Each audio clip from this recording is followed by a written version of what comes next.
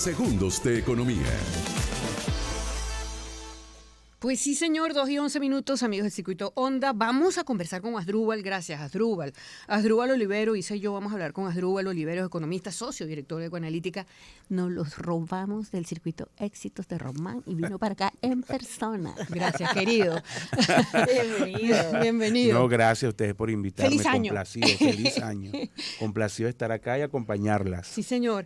Bueno, Asdrúbal, amaneció el año con esta noticia de la eliminación de la cripto, esta venezolana, el Petro.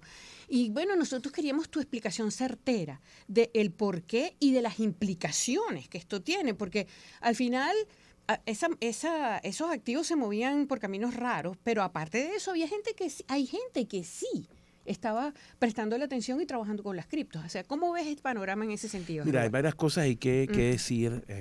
Graciela, el primero es que no hay todavía una noticia como oficial, formal de la eliminación, ¿no? Okay. Pero obviamente ha dejado de utilizarse en muchos ámbitos y el gobierno, que también cambia su discurso siempre en función de sus prioridades, también le ha quitado el peso que tenía antes. Dicho esto, el primer golpe de gracia que recibe el Petro cuando se establece fue la sanción que impuso casi inmediatamente la administración estadounidense bajo el mandato de Donald Trump. Sanciones, si no me equivoco, fue casi que a la semana de establecerse el mecanismo. Entonces, eso por supuesto... En diciembre del 2017, estamos hablando hace un rato.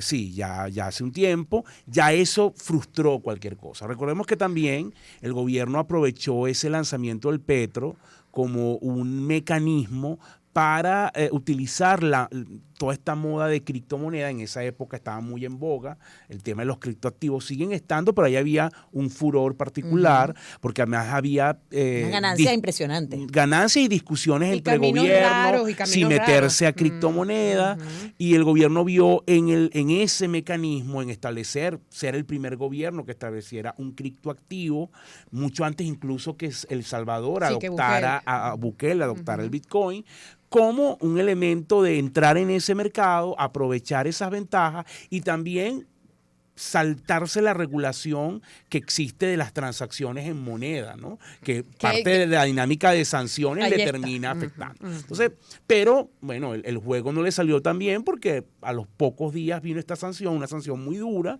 que por supuesto, por más que los criptoactivos intenten operar al margen del sistema tradicional, están allí, hay elementos de intersección. Claro. Entonces, eso frenó a muchos actores que pudieron haber tenido interés y ya no veían el Petro con los mismos ojos. Porque en teoría eso estaba respaldado por las reservas de petróleo, de oro, claro, de diamantes y de gas de Venezuela. Exactamente. Y la verdad es que nunca se mostró su existencia, ni su valor real.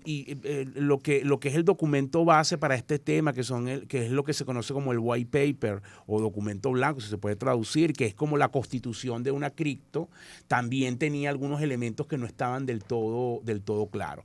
Entonces, ese fue el primer punto. Luego el Petro, dado que ya no podía tener este uso como criptoactivo, evolucionó a lo que se llama unidad de cuenta. Es decir, como el bolívar con la hiperinflación, recordemos que 2017, hasta 2021 más o menos, Venezuela tuvo un ciclo de altísima inflación, un ciclo hiperinflacionario que alcanzó su grado máximo de crisis en 2018, que es nuestra peor inflación registrada en la historia. Y entonces el gobierno, ya el uso del bolívar se complicó y para no adoptar el dólar por razones ideológicas, decidió que todas las cosas públicas se anclaran al petro. Entonces tú sacarte el pasaporte eran tantos petros, pagar una multa eran tantos petros. Hasta el estado de cuenta del banco te salía el simbolito del petro. Exacto, fue una obligación. El gobierno obligó a la banca, porque la banca no puede hacer nada,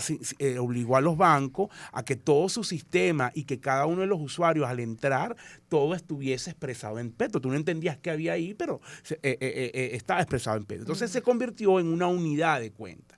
¿Cuál fue la ventaja de eso, sobre todo para el gobierno? Que al ser el petro anclado a lo que tú señalabas, que son todas estas reservas, y que estaba anclado a un precio fijado originalmente en dólares, permitía mantener valor en el tiempo y no tenías pérdidas por inflación. Ese uso todavía está y pareciera entonces que el gobierno empieza a mutar, a dejar de usarlo, pero se usó por mucho tiempo. Y otro factor importante que tuvo el petro en contra es que la gente no lo entendió. En realidad no lo entendió. O sea, tú hablas con cualquier... ¿Será que no lo entendió o es que no había confianza suficientemente? Yo creo que las dos cosas. Porque yo lo veo que entienden, la gente entiende muy bien las criptomonedas de fuera. Tú ves que hay demasiadas, cientos de criptomonedas. Isa, o sea, yo creo que la de aquí no la entendí. Hay un mercado de criptomonedas donde mucha gente entra y por supuesto que está ávido, pero tampoco es masivo, ¿no? Por eso. Y lo otro es, acá el petro no sabía si era una unidad de cuenta, si era una criptomoneda, cómo calcularlo. Es lo que te estoy diciendo, tú te metías en el banco. Claro, quizás porque solo iba por la billetera del gobierno, entonces, ¿no? O sea, no iba por los canales normales. Pero ¿cómo tú, si no entiendes, puedes confiar en algo? Claro. Es no, la estoy de acuerdo que hay un elemento de llega, confianza. Yo creo que es el tema de que viene solo por el sistema patria, no como otras criptomonedas que se mueven por otros mecanismos. Claro. En cambio, esto es solo por el sistema patria. Entonces yo creo que la gente no solo no entenderla, sino que está almacenado en unos lugares donde capaz no te generan la confianza de las criptomonedas normales. Totalmente. Y no entendías cómo era su cálculo, también... ¿Atado a qué, no? El gobierno, en realidad, y si va en línea con lo que tú señalabas al principio, porque el gobierno se montó en la ola de las cripto y estableció una superintendencia de cripto y bueno, todo, y le dio mucho impulso hasta el año pasado. Cuando vino el escándalo con el tema de PDVSA, que estuvo involucrado operaciones con cripto, el discurso cambió. Ya hoy no se habla, desde el gobierno, ya no se habla de cripto y la superintendencia está intervenida. Entonces, es un elemento importante entender también cómo estos ciclos se mueven también con la dinámica política. ¿Qué va a pasar?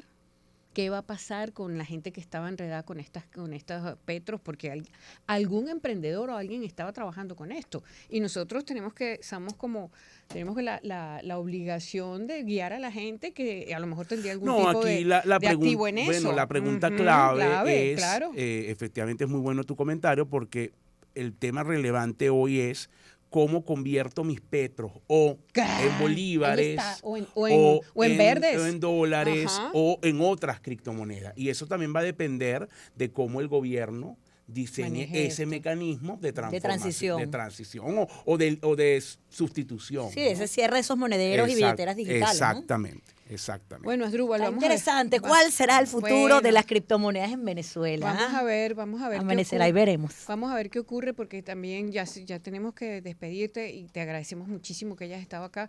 Pero también vamos a ver qué ocurre con esta noticia de la eliminación de estos impuestos, ¿no? Entonces, sí, hay muchas cosas. Esto es un año electoral y la economía se mueve muchísimo. Y las cadenas también. Y tendremos que tocar mucho ese tema. Así que te agradecemos. Bueno, muchas gracias. Le deseo mucho éxito en esta nueva etapa en su programa. El mayor de los éxitos. Saludos. Claro que sí. Asdrúbal Oliveros es, como ustedes saben, economista, es socio director de @ecoanalítica con nosotros aquí en Onda, la Superestación. Tiembla de Carúpano del Callao, desorden público.